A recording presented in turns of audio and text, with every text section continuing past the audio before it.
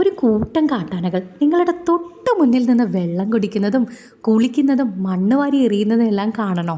ഇല്ലേ, ഇടുക്കിയിലെ ആനക്കുളത്തേക്ക് പോന്നോളൂ കേട്ടോ. ദേ ഈ കാണുന്നതേ ആനക്കുളത്തിലൂടെ ഒഴുകുന്ന നല്ല മലയാർ എന്ന് പറയുന്ന പുഴയിൽ ആനകൾ വെള്ളം കുടിക്കാൻ വരുന്ന കാഴ്ചയാണ് കേട്ടോ. പ്രത്യേകത എന്താ വെച്ചാൽ പുഴയുടെ ഈ ഭാഗത്ത് മാത്രമാണ് ആനകൾ വെള്ളം കുടിക്കാൻ വരുന്നത്. പുഴയുടെ അടിത്തട്ടിൽ ഒരു സ്ഥലത്ത് മാത്രം ഉപ്പുവെള്ളത്തിൻ്റെ ഉറവ വരുന്നു. അത് കുടിക്കാൻ മാത്രം കാട്ടാനകൾ കൂട്ടത്തോടെ വന്ന് മനുഷ്യരുടെ തൊട്ടു മുന്നിൽ വരിവരിയായി നിൽക്കുന്നു. എത്ര കൗതുകകരമാണല്ലേ. ഈ പുഴയോട് ചേർന്ന് തന്നെ ഒരു കളിസ്ഥലമുണ്ട്. ഒരു വശത്ത് കുട്ടികൾ ഫുട്ബോൾ കളിക്കുന്നു, മറുവശത്ത് കൊമ്പന്മാർ വെള്ളം കുടിക്കുന്നു. കേൾക്കുമ്പോൾ ഒരു സിനിമ പോലെ തോന്നുമെങ്കിലും ഇത് സത്യമാണ്. ഇതാണ് ഇടുക്കിയിലെ ആനക്കുളം.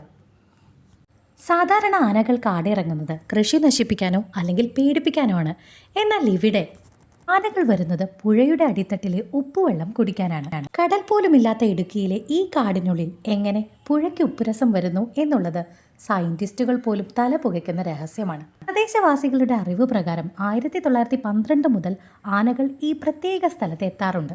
പകൽ സമയത്തേക്കാൾ ആനകൾ വരാൻ സാധ്യത വൈകുന്നേരം 4 മണിക്ക് ശേഷമാണ്. ചില ദിവസങ്ങളിൽ 2-3 ആനകളാണെങ്കിൽ മറ്റു ചില ദിവസങ്ങളിൽ 80-100 ആനകൾ വരുന്ന വലിയ കാട്ടാനക്കൂട്ടങ്ങളെ കാണാം. അതും നമ്മുടെ തൊട്ടടുത്ത്. രാത്രിയിൽ ടോർച്ച് അടിച്ച് ആനകളെ കാണാൻ അനുവാദമില്ല.